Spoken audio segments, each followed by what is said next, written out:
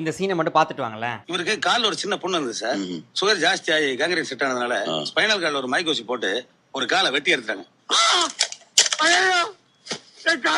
இப்போ உங்க டயபெட்டிஸ் இந்த அளவுக்கு ஒஸ்டா போறதுக்கான காரணம் உங்க டூத் பேஸ்ட்ல இருக்க ஒரு இன்கிரியன்ட்னால தான் சொன்னா தெரியுமா உங்களுக்கு? உங்க டூத் பேஸ்ட்ல சார்பிட்டால்னு ஒரு இன்கிரியன்ட் இருக்கும். இந்த இன்கிரியன்ட்னால தான் உங்க டூத் பேஸ்ட் வந்து ஸ்வீட்டா இருக்கு. இப்போ இந்த இன்கிரியன்ட் டூத் பேஸ்ட்ல இருக்கிறதுனால எந்த பிரச்சனையும் இல்ல. ஆனா இதே உங்க பாடிக்குள்ள இருக்குன்னா அது ஒரு பெரிய பிரச்சனை. ஜெனரலா நம்ம பாடியில இருக்க பிளட் குளுக்கோஸ் வந்து ஒரு சர்டைன் லெவல் சார்பிட்டாலா கன்வெர்ட் ஆகும். இது பிளட் குளுக்கோஸ் கம்மியா இருக்கும்போது எந்த பிரச்சனையுமே கிடையாது. ஆனா இதே பிளட் குளுக்கோஸ் அதிகமாகும் போது சார்பிட்டால் ப்ரொடக்ஷனும் ரொம்ப அதிகமாயிடும். இந்த சார்பிட்டால் ஒரு கெட்ட பையன் என்ன பண்ணுவான் அப்படின்னா ஒரு செல்லுக்குள்ளேயும் போய் தண்ணியை உள்ள அதிகமா இழுத்துக்கிட்டு ஒரு ஆக்சிடேட்டிவ் ஸ்ட்ரெஸ் கிரியேட் பண்ணுவான் ஒரு செல்லுக்கும். And over the period of time உங்க செல்ஸும் அது எப்படியாவது மேனேஜ் பண்ண ட்ரை பண்ணும். ஒரு கட்டத்துல நீங்க திருந்தவே மாட்டீங்கன்னு தெரிஞ்சுட்டு இன்ஃப்ளமேஷன் ட்ரிகர் பண்ண ஆரம்பிச்சிடும். அண்ட் இதனால தான் டயபெட்டிஸ் வந்து ஒரே நாள்ல உங்களுக்கு வந்து கேட்ராக்டோ, எரக்டைல் டிஸ்ஃபங்க்ஷனோ, நம்னஸோ, டிங்லிங்கோ வரதுல over the period of time ஆகுது உங்களுக்கு இது வருது. சரி ப்ரோ, இப்போ இது வராம இருக்கிறதுக்கு என்ன பண்ணணும்னு கேட்டீங்க அப்படின்னா ரொம்ப சிம்பிள். இன்சுலின் ரெசிஸ்டன்ஸை ஃபிக்ஸ் பண்ணி பிளட் சுகரை கம்மி பண்ணி HbA1c கம்மி பண்ணி இதுல இருந்து மொத்தமா வெளியே வரது தான். அண்ட் என்கிட்ட புக் ஆகிற 4 பேர்ல ஒருத்தருக்கு இந்த மாதிரி ஒரு டேமேஜோ இல்ல பல டேமேஜோ ஆகிருக்கு. அண்ட் ஒன்ஸ் இதெல்லாம் டேமேஜ் ஆயிடுச்சு அப்படின்னா அந்த டைம்ல வந்து நான் எல்லாமே பண்றேன்னு சொல்றது